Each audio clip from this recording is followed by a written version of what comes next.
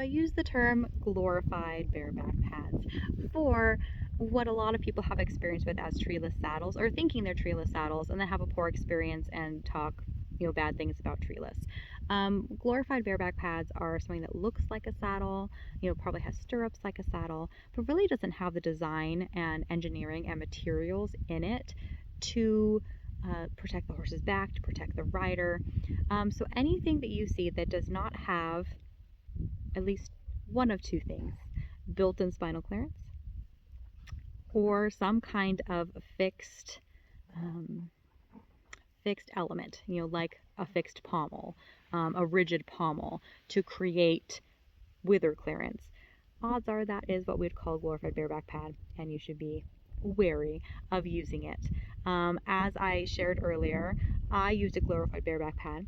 I was thankfully aware enough to get a rigid pad that gave us spinal clearance. So those things can work, but you need to be aware.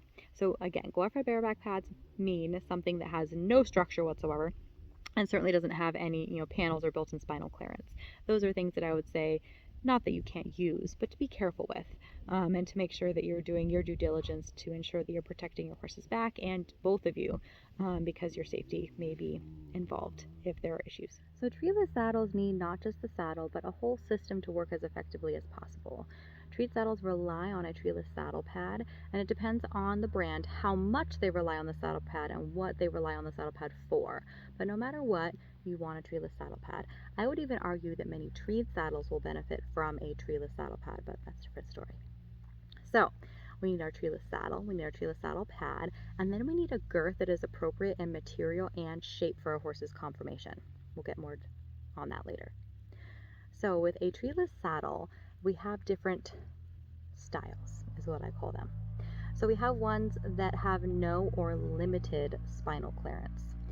Those are ones that if you look at the bottom of the saddle, there is no or very limited spinal channel. So these ones are going to rely on a saddle pad and its inlays to create spinal clearance.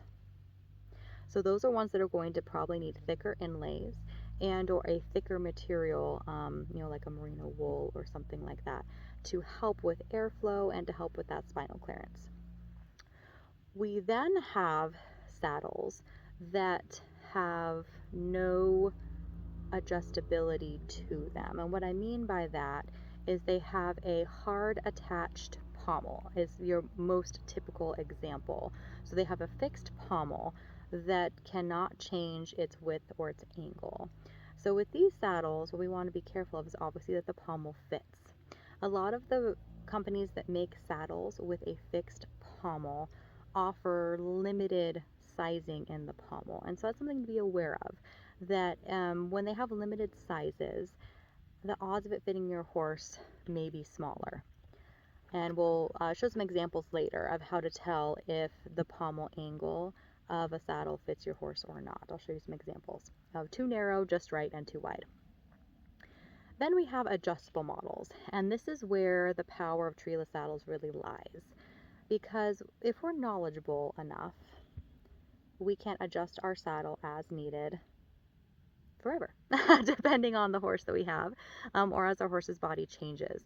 So that's what the fitting courses are about, is empowering owners, riders, and then also professionals who want to be able to assess fit themselves, to be able to be comfortable adjusting fit of a treeless saddle as they need to, because it is a lot.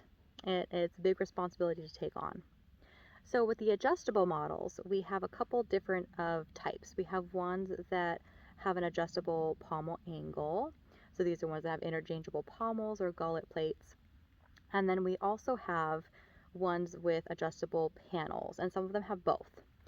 So in my personal opinion, saddles with adjustable panels are your best bet because so much of the time the spinal channel truly needs to be adjusted for certain horses, especially the harder to fit the horse.